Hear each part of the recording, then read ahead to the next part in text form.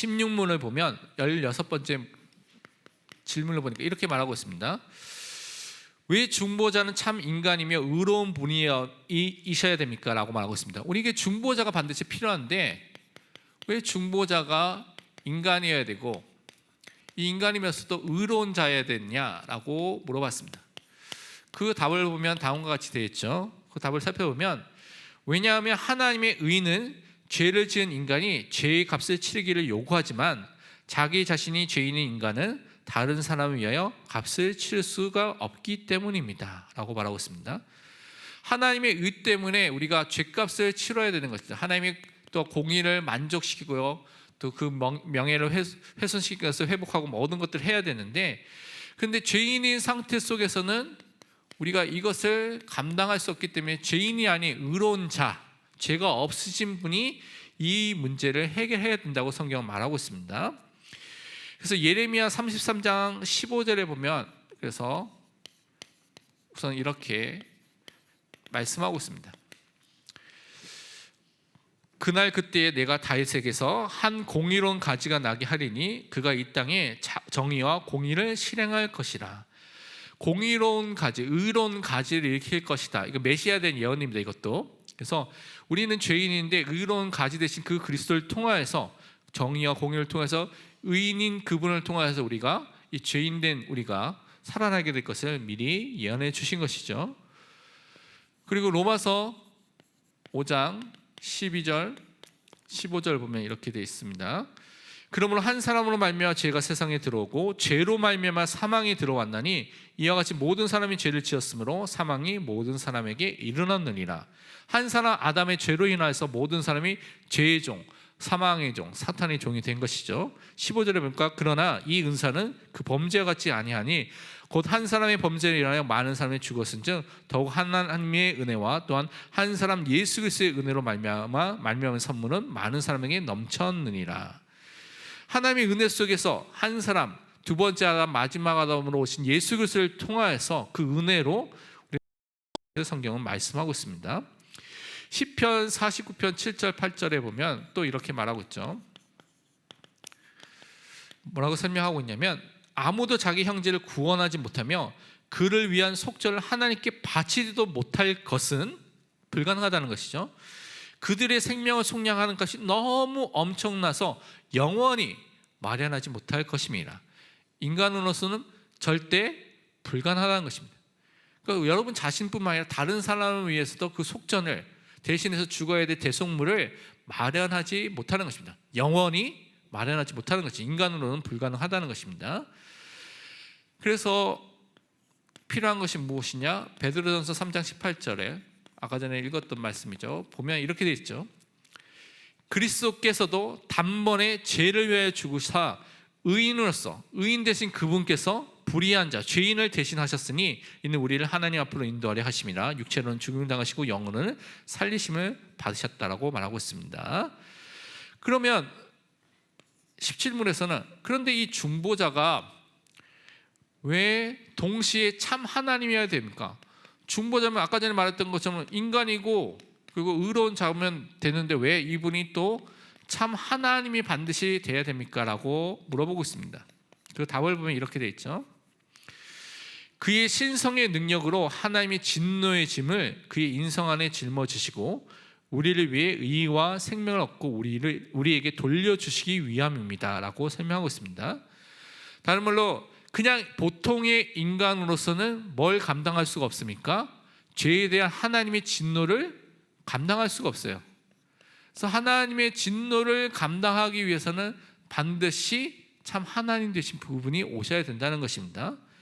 그래서 그분에서 인성 안에서 그것을 버티고 짊어지도 함께 역사하시고요, 우리를 위해서 의와 생명을 얻고 그리고 우리에게 의를 주시고 생명을 주시기 위해서는 그분이 하나님으로서 이 땅에 오셔야 된다고 분명히 말하고 있습니다. 그래서 이사야서 53장에서 그 부분을 좀 많이 설명하고 있는 것을 볼 수가 있습니다. 이사야서 53장을 보면 원래는 다 읽어야 되지만 시간상 4절, 5절, 11절 보면 이렇게 되어 있습니다.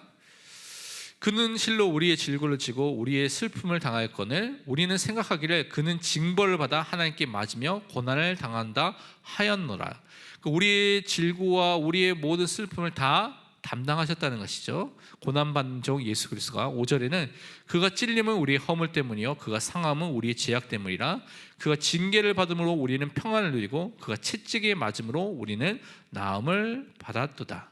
참된 사람이시고 참된 또 하나님 사람이고 참된 하나님 되신 그 고난받는 종 예수 그리스도 메시아가 찔리시고 상하시고 징계를 받아서 우리 허물과 죄악 때문에 받으시고 우리에게 평안을 주시고 나음을 주시기 위해서 그 모든 것을 당했다고 말하고 있습니다.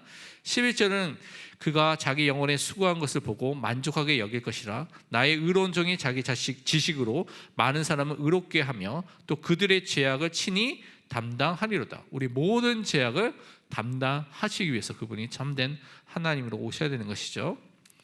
그래서 고린도후서 5장 21절은 그래서 이렇게 말하고 있습니다. 하나님이 죄를 알지도 못하신 이를 예수 그리스도를 우리를 대신하여 죄로 삼으신 것은 우리로 하여금 그 안에서 하나님의 의가 되게 하려 하심이라. 그리스도께서 우리의 모든 죄를 대신해서 담당하시고 죄로 인하여서 받아야 될 진노, 심판, 저주, 재앙 모든 것들을 다 담당하신 것입니다. 그래서 그분 때문에 여러분이 하나님의 의가 되는, 하나님의 의가 여러분에게 전가되는 그 축복을 받게 된 것입니다. 그래서 18문에서는 또 이렇게 물어보고 있죠. 그런데 누가 참 하나님이시며 동시에 참 인간이며 의로우신 중보자가 됩니까? 도대체 누가 참된 하나님이시고 참 인간이시고 그래서 우리의 중보자, 의로운 중보자의 역할을 도대체 누가 하십니까? 라고 물어본 것이죠. 그래서 그 답을 보면 다음과 같이 설명되어 있습니다. 완전한 구원함과 의로움으로 우리에게 주어지신 분이 계신데 바로 그분이 누구냐? 바로 예수 그리스도다. 성경이 예수 그리스도만이 우리 유일한 중보자라는 사실을 계속해서 말하고 있죠. 그래서 아까 전에 읽었던 고린도전서 1장 30절 말씀을 보니까 또 이렇게 돼 있죠. 너희는 하나님부터 나서 그리스도 예수 안에 있고 예수는 하나님부터 나와서 우리에게 지혜와 의로움과 거룩함과 구원함이 되셨으니 그리스도가 구원함이 되시고요 의로움이 되시고 또 거룩함이 되시고 지혜가 돼서 여러분을 구원해 주신 것입니다. 그렇기 때문에 누가복음 2장 11절에는 천사들이 이래서 이렇게 선포했죠. 오늘 다윗의 동네에 너희를 위하여 구주가 나셨으니 곧 그리스도 주시니라. 너희를 구원할 그 분이 오셨는데 그분이 누구냐? 그리스도 되신 주 예수입니다라고 말하고 있습니다. 그리고 나서 디모데전서 2장 5절에는 또 이렇게 말씀하고 있죠. 하나님 한 분이시여 또 하나님과 사람 사이의 중보자도 한 분이시니 곧 사람이신 그리스도 예수니라. 유일한 중보자신 예수 그리스도를 통해서 우리가 이 축복을 받게 된 것입니다. 그래서 네 번째로 19분에서는 그래서 이렇게 물어보고 있습니다. 도대체 그렇다면 당신은 이것을 어디에서 알게 됩니까? 어디에서 이 사실을 말하고 어디에서 이것에 대해서 우리에게 알려주고 있습니까? 라고 말하고 있습니다. 그 답을 보면 이렇게 되어 있죠. 거룩한 복음으로부터 압니다라고 말하고 있습니다. 하나님 자신이 처음에 낙원에서 계시하셨고 후에는 거룩한 족장들과 선지자를 통하여서 공포하셨으며 율법의 제사들과 다른 의식들로서 예포하셨으며 그 모형과 예표로 나타났죠. 마침내 그의 사랑하는 아들을 통하여 성취하셨습니다. 성경의 복음을 통해서 이것을 설명했는데 이것이 창세기 처음부터 있었던 낙원 에덴 동산에서부터 통하여서 구약의 예언과 모형을 통하여서 예표를 통하여서 나타났고 그것이 누구에게 성취됐냐? 실체 되신 예수 그리스도가 실제로 오셔서 이것이 다 성취됐다고 오늘 말씀하고 있습니다. 그래서 그 시작이 어디서부터 시작됐냐? 창세기 3장 15절에 최초의 복음, 원치복음, 원초복음부터 시작됐다는 것이죠. 내가 너를 여자와 원수가 되고 내 후손도 여자의 후손과 원수가 되게 하느니 여자의 후손은 내 머리를 상하게 할 것이요 너는 그의 발꿈치를 상하게 할 것이니라. 여자의 후손오신 메시아 그리스도가 모든 사탄의 머리를 깨뜨리고 권세를 깨뜨리고 구원해 주실 것이다. 그의 발꿈치를 상하게 하는 피를 흘리는 그 그리스도 십자가를 예표하죠. 그것을 통하여서 우리 모든 죄 문제를 용서하실 것을 또한 미리 보여주신 것이죠. 그리고 창세기 22장 18절은 또 이렇게 말씀하고 있습니다. 또 내 씨로 말미암아 천하 만민이 복을 받으리니 이는 내가 나의 말을 준행하였음이라 하셨다 하느니라.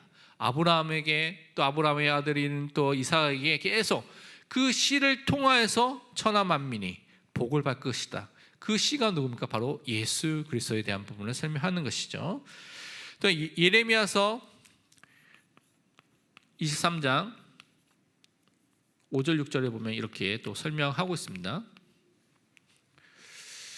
여호와의 말씀이라 보라 때가 이르니 내가 다윗에게 한 의로운 가지를 일으킬 것이니라. 그가 왕이 되어 지혜롭게 다스리며 세상에서 정의와 공의를 행할 것이며 그의 날에 유다는 구원을 받겠고 이스라엘은 평안하게 살 것이며 그의 이름은 여호와 우리의 공의라 일컬음을 받으리라.